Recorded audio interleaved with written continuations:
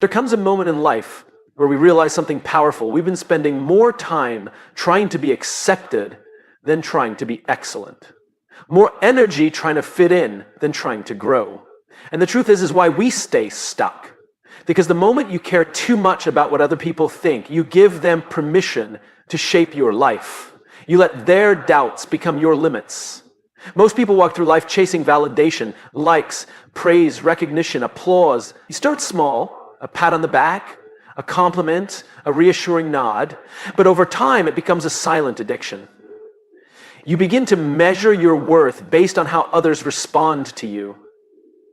The problem is when your value is tied to other people's approval, you become a prisoner to their opinion. And in that prison, clarity dies. You can't see your path clearly when you're constantly adjusting it to make others comfortable. You can't hear your own voice when you're always listening for applause. That's the cost of validation. It robs you of your inner compass. You begin to filter your actions, your decisions, your goals through a lens of will they approve? Instead of is this right for me? The tragedy is that we end up building lives we don't even recognize because they were designed by the expectations of others. Now here's the shift. When you detach from validation, everything changes. You stop performing and start living. You stop reacting and start creating.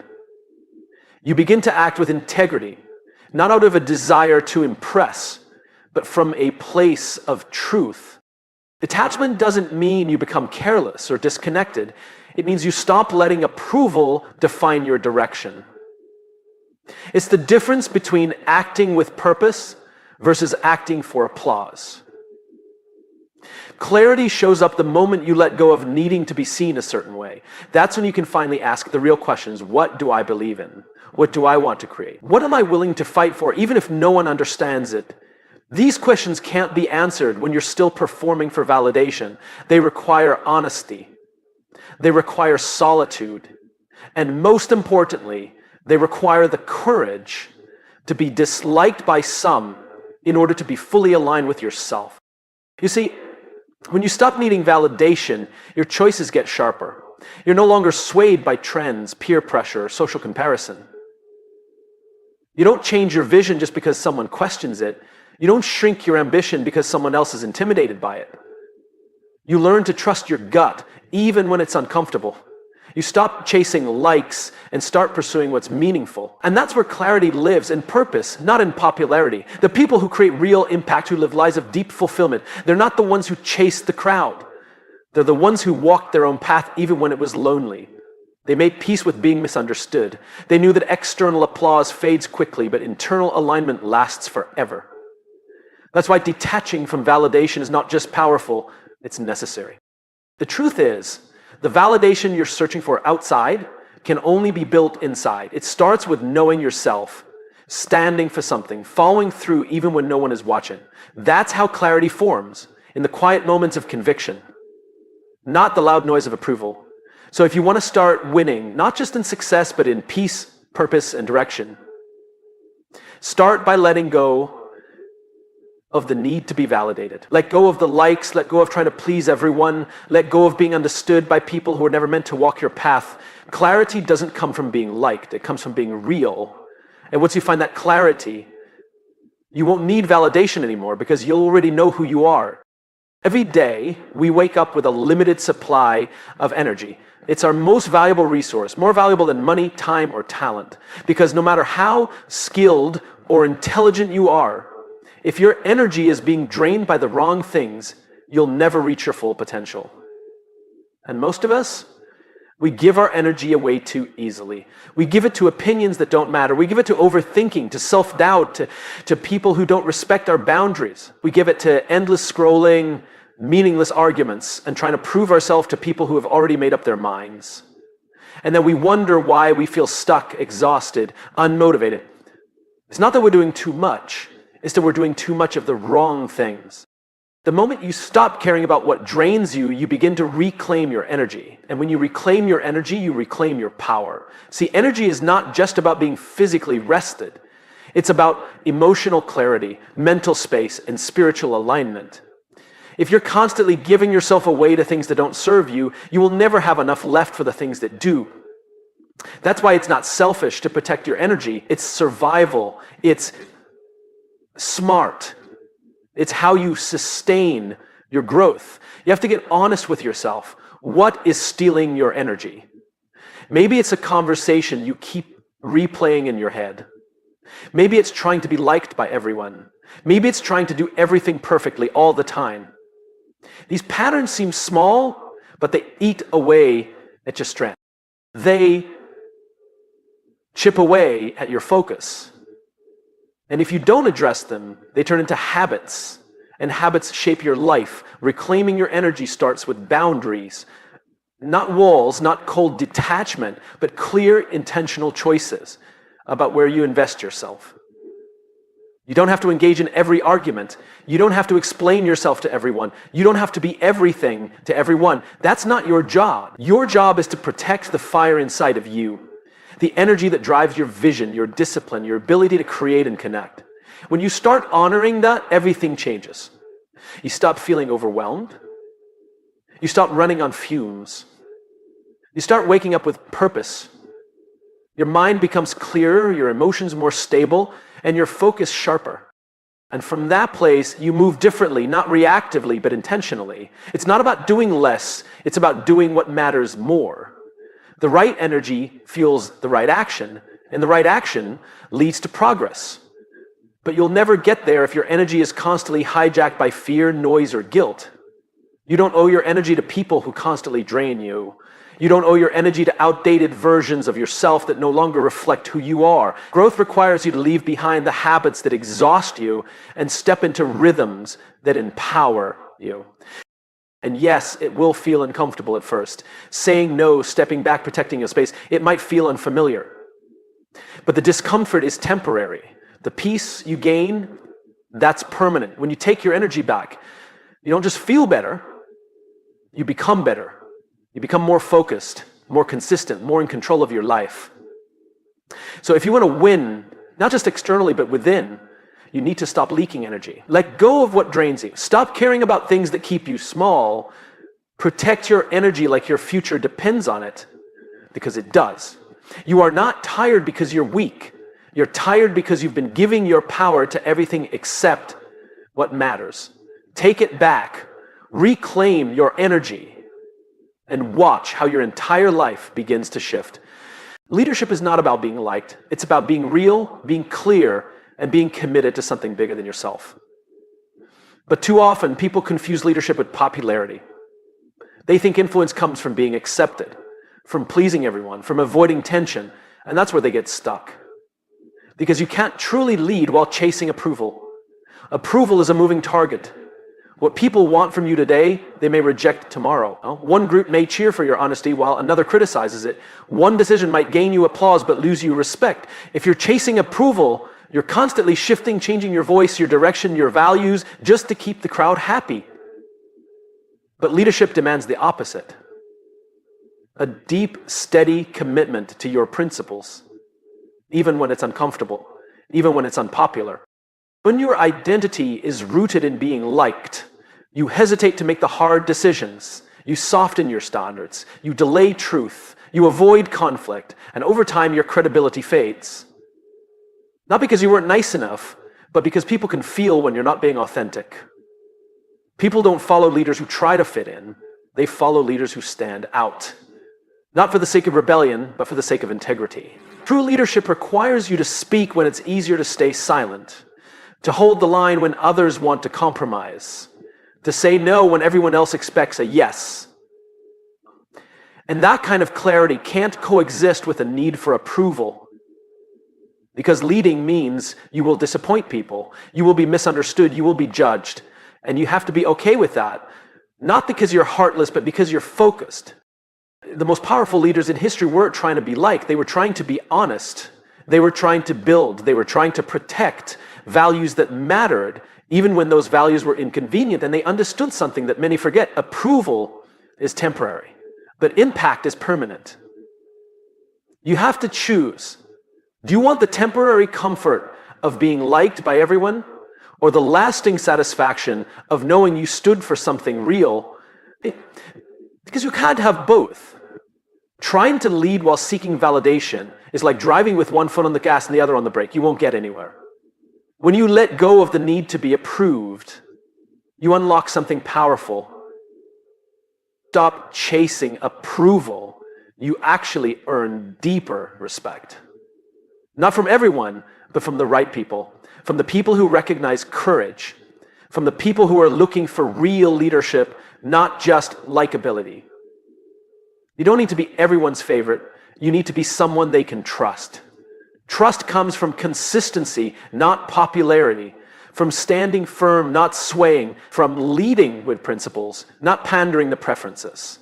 The world doesn't need more agreeable people. It needs more aligned people. People who know who they are, what they believe, and where they're going. That's what inspires others to follow. Not charisma, not charm, but conviction. So stop chasing the applause. Stop adjusting who you are to avoid judgment. If you're going to lead, do it fully. Stand up, speak with clarity, move with purpose. Even if it costs you approval, it will gain you something far greater, the ability to lead with your whole heart, without compromise. And that is where true leadership begins. Fear controls more lives than failure ever will. It hides in hesitation and overthinking, in playing small, whispers in our ears, telling us to stay quiet, stay safe, stay the same. And most people listen. Not because they want to, but because they've been trained to. Conditioned to believe that discomfort is danger and that risk is recklessness. But the truth is, freedom from fear is a superpower, one of the rarest and most powerful forces a person can possess. Fear isn't always loud. Sometimes it shows up as perfectionism. Sometimes it wears the mask of procrastination. Other times it looks like needing permission before taking action. But no matter what shape it takes, fear always has the same goal: to keep you where you are. It wants you to believe that what's familiar is safe, even when it's unfulfilling.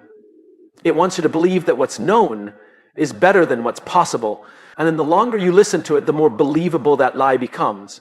But the moment you stop letting fear decide for you, something shifts. You become dangerous. Not in a destructive way, but in a powerful way. Because when you no longer fear judgment, you speak more freely. When you no longer fear failure, you show up more authentically. That's the power of freedom from fear. It unlocks everything else. Most people wait for the fear to go away before they move. But that's not how it works. You don't become fearless by waiting. You become fearless by acting in spite of fear. Courage is not the absence of fear. It's choosing to move forward even when fear is present. And the more you practice it, the more your fear begins to shrink. It loses its grip. Its voice gets quieter. Your confidence grows louder. Fear thrives in secrecy. It grows in silence. But when you name it, when you confront it, when you walk straight through it, you begin to see it for what it really is. A signal, not a stop sign. A test, not a truth. Fear says, what if you fail? Freedom says, what if you fly? When you're free from fear, you make decisions faster. You take risks that others avoid. You try new things. You step into rooms where you once felt small. You trust yourself. And people notice that. They feel it. Because true confidence is magnetic. Not the kind that says, look at me, but the kind that says, I know who I am, with or without approval. This kind of freedom doesn't mean you become reckless. It means you become aligned. It means you stop living a life built around avoidance and start living a life built around vision. You don't avoid failure. You embrace growth. You don't avoid criticism. You embrace authenticity. And you realize that fear is a tool you can use, not a wall you have to obey. It takes work, it takes reps. But each time you choose courage over comfort, you reclaim more of yourself. And over time, fear loses its control. That's when things start to change. That's when you become unstoppable. Because a person who is no longer ruled by fear can go anywhere, try anything, and become everything they were meant to be. So don't wait to feel ready. Don't wait to be fearless. Step forward, even if your hands are shaking. Speak up, even if your voice trembles. Growth is not just about adding more to your life, it's just as much about letting go of habits, mindsets, relationships, and identities that no longer align with who you're becoming. It's one of the hardest parts of evolving because we're wired to hold on. We cling to the familiar even when it's not serving us. But the truth is, you can't rise while clinging to what's keeping you grounded. We hold on to comfort because it feels safe. We hold on to approval because it feels validating. We hold on to routines because they feel predictable. But none of those things guarantee growth. In fact, most of the time, they prevent it. Because growth lives just outside your comfort zone.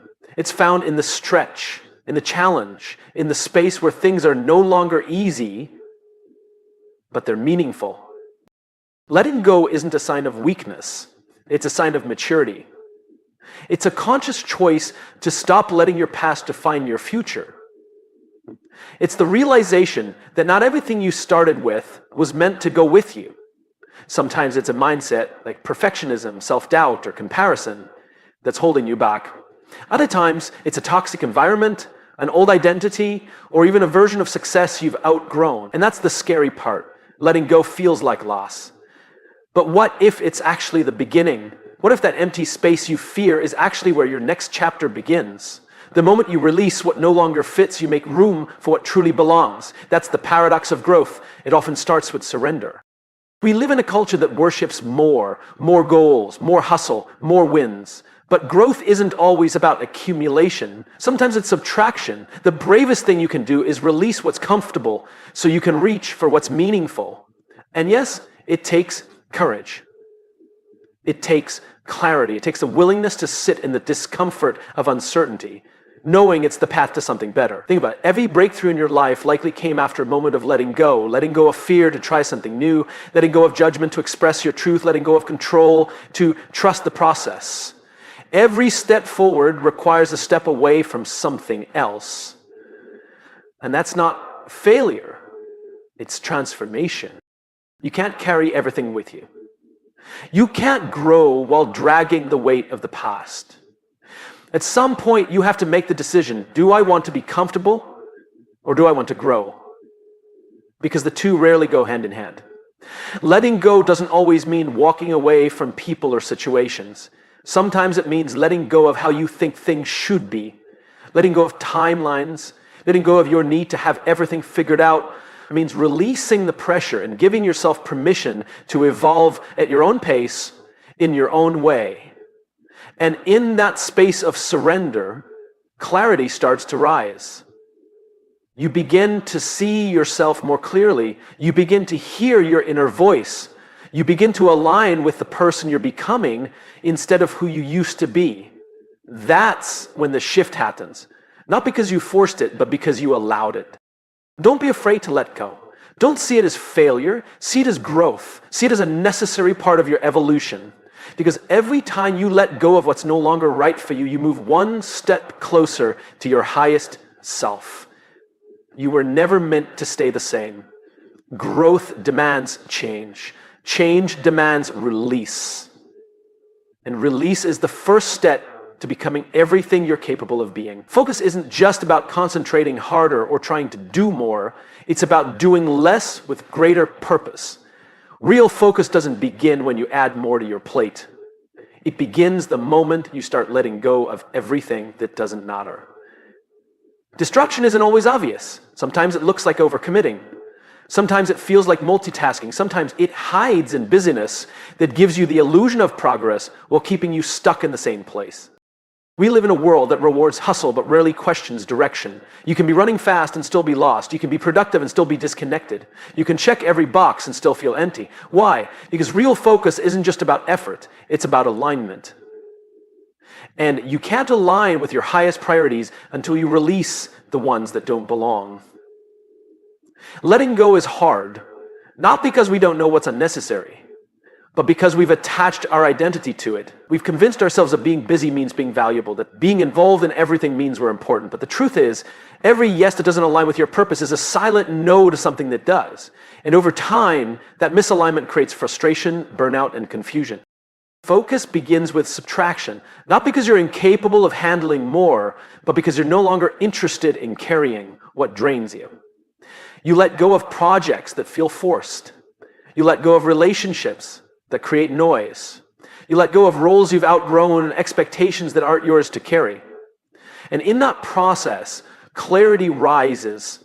You begin to see the difference between what's urgent and what's essential. Not about being perfect, it's about being intentional.